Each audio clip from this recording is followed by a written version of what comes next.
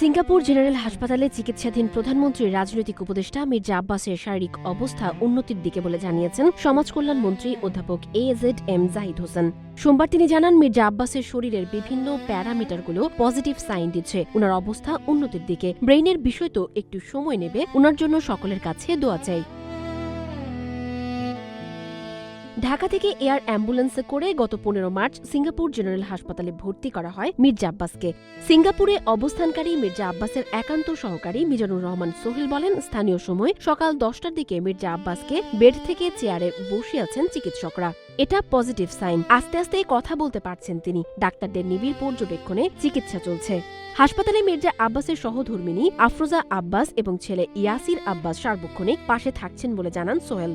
13 March Evercare হাসপাতালে বিশেষজ্ঞ চিকিৎসকদের দিয়ে গঠিত মেডিকেল বোর্ডের সিদ্ধান্তে মির্জা আব্বাসের মস্তিষ্কে অস্ত্রোপচার করা হয়। পৌনে 4 ঘন্টার অস্ত্রোপচার শেষে আইসিইউতে ছিলেন 2 দিন। এরপর তাকে সিঙ্গাপুরে নেওয়া হয়। গত 11 মার্চ ইফতারের সময় অসুস্থ হয়ে জ্ঞান হারালে রাতে বসুন্ধরার এভারকেয়ার হাসপাতালে ভর্তি হন মির্জা আব্বাস।